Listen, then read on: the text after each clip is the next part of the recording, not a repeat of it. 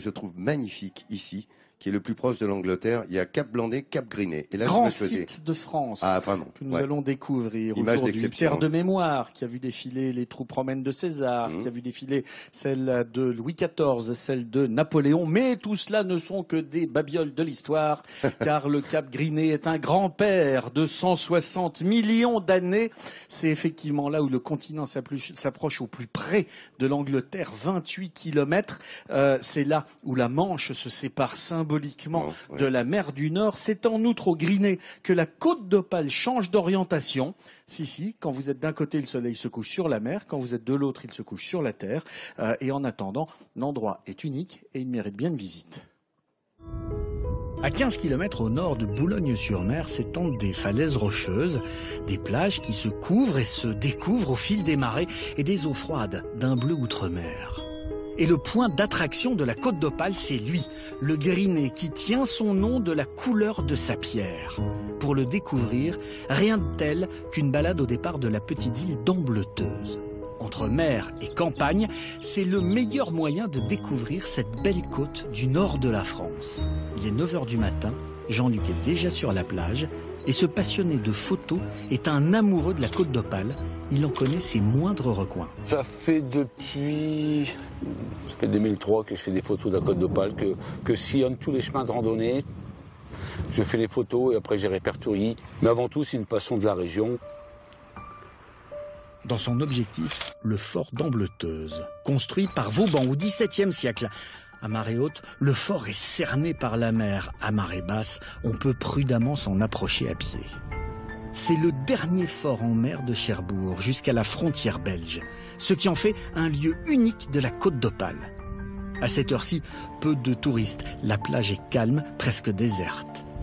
Jean-Luc apprécie le moment, pourtant il a déjà photographié ce fort emblématique des dizaines de fois. Que ce soit n'importe quelle saison, c'est jamais les mêmes images, c'est jamais la même luminosité, ce sera jamais la même chose. La côte d'Opale, elle change toujours, il faut savoir la regarder. La regarder et saisir ce qu'elle a de plus beau à offrir. À quelques mètres du fort, Jean-Luc tombe sur une mise à l'eau de plusieurs bateaux. Sur cet ancien port d'échouage, le voilà plongé au cœur de la vie maritime locale. Ça, c'est formidable. Mise à l'eau d'autant de bateaux et d'autant de tracteurs, c'est vraiment du bonheur. Ce défilé de tracteurs de toutes les couleurs, cette mise à l'eau furtive avec pour seul témoin la mer et les mouettes, c'est un moment privilégié. On voit aussi la vie locale, on voit aussi les pêcheurs qui s'en vont en mer ou qui reviennent, ça dépend de la marée. Donc bon voilà, si on sait se lever tôt, on arrive à voir des choses qui pour moi sont agréables.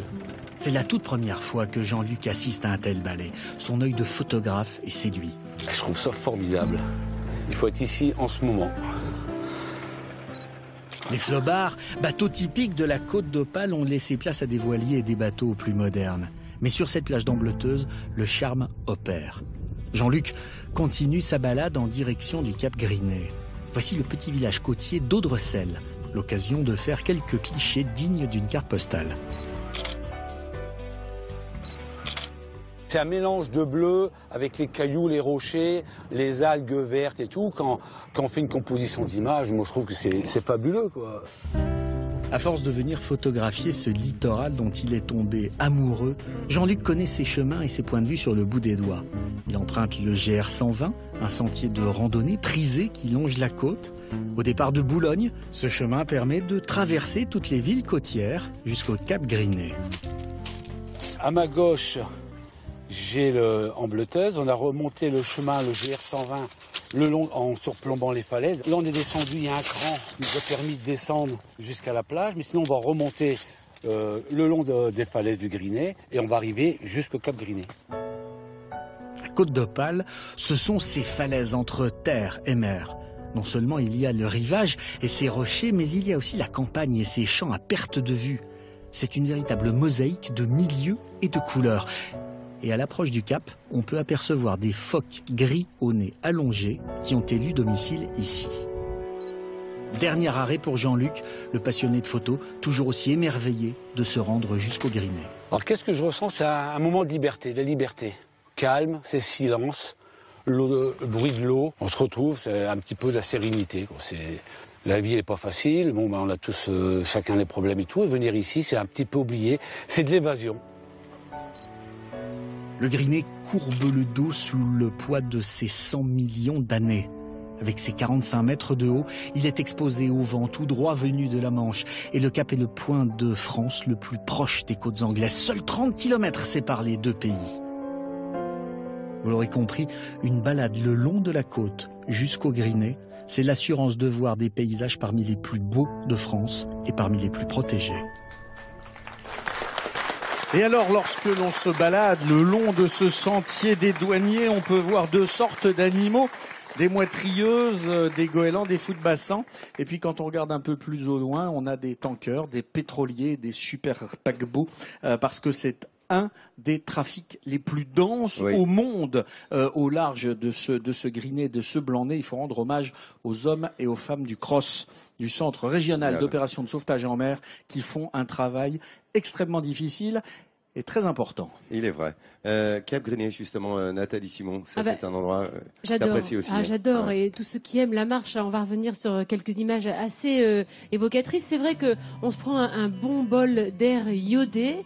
J'attire votre attention sur le fait que si vous empruntez le sentier et que vous passez par la plage, faites attention aux marées, parce que la mer se retire loin, mais elle remonte quand même assez vite. Donc, soyez vigilants sur les horaires des marées. Et vous allez pouvoir passer de la marche sur le sable à la marche comme ça dans les terres. Ce sentier ou le GR 120, comme tu l'as dit dans le sujet, Jean-Sébastien, c'est vraiment un moyen formidable d'approcher ce territoire du Cap Grinet.